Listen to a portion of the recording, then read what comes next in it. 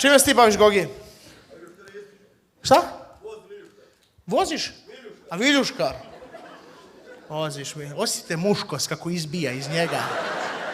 I minimalac. Viljuškar vozi. Kako se ti zoveš, draga? Marija. Marija vozi bager onda jeba. Ovo vozi viljuškara. Dobro, Marija. Znaš koja je poza viljuškar? To je, kažeš i digni noge, ono ovako.